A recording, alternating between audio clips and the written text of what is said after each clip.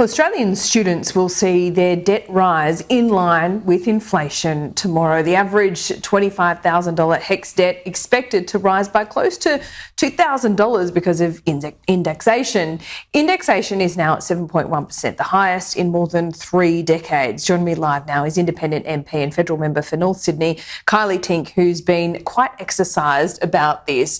Are you getting anywhere with the government? Well, I think we're getting their attention, and there's certainly a lot of united noise around what has to happen here. You know, I think what most Australians, for us to get our head around this, what we need to understand is the current system, it basically allows for somebody to charge interest on a debt owed 9 months earlier versus what the real amount currently is. Right. So that's why... Is this an anomaly in the HECS system? I think it is. It's an anomaly in the HECS system, and the reason it's probably been there for time immemorial, Laura, but the fact that this year's inflation rate is so high has really exacerbated it because it's really drawn our attention to it. So, you know, there is a very simple fix here. The simple fix would be to move the indexation date, which is currently on the 1st of June, into the next financial year. So to maybe not apply indexation until, say, November the following year, which would give people time to actually do their personal tax return from the year prior. But as it currently stands, I have one young man who's worked so hard to get his engineering degree, finally got a good paying job this year and decided he was going to focus on paying his HECS debt down. Started at 20 grand at the beginning of the year. He's been paying $1,000 a month. So his real debt now is only $8,000. But he will be charged 7.1% on 20 grand. And that debt will be added to his HECS debt before he rolls over into that's extraordinary. Yeah, that does seem really unfair, doesn't it? I mean, students don't have a lot of cash, so I don't know many people paying down debt like your particular constituent, but good on him. It is a simple fix, but it is still taxpayer funds.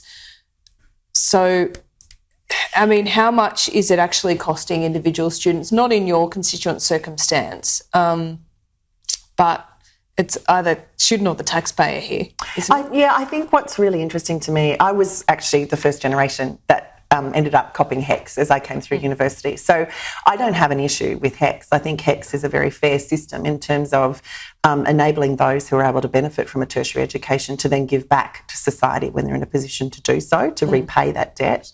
But when you look at the fundamental principle of HECS, it was meant to be an interest-free loan.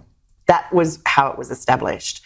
And what we've ended up with in this year, in our financial circumstance, is actually a loan which will be charged a higher interest rate than most bank loans would be. So if it was truly a loan, the indexation would be less. So I think you make a really good point, though, and this comes back to, we talked earlier, the reason we had such a significant surplus in the last budget was off the back of workers. You know, it is off the back of personal income tax. And when you find little kind of quirks like this, you suddenly realise why that income tax take was so good. I mean, this literally will have the impact of millions of dollars that potentially aren't owed to the Australian government being paid by students. And I think we need to address that.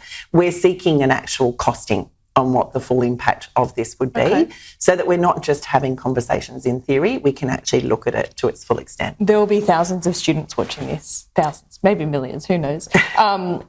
And we don't want to give them false hope about what happens, but give us an idea. I mean, you're making a lot of noise about it. I see some Greens MPs are as well.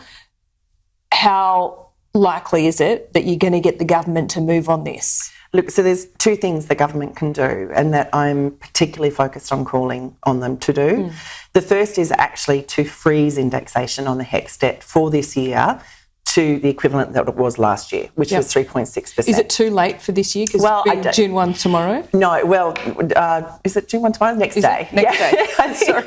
Right. So 24 hours, 48 hours. What we do know is the government can make things happen very quickly when they exert the capacity to do so. So I believe they can still make that happen. Okay, so you're talking to the Education Minister and the Treasurer about this? We'll be taking it up to the Treasurer today. Yes. Okay, all right. Well, keep us posted because a lot of people will be interested in that. Kylea Tink, thanks so much. Thank you. Authorised by Kylea Tink, North Sydney, New South Wales.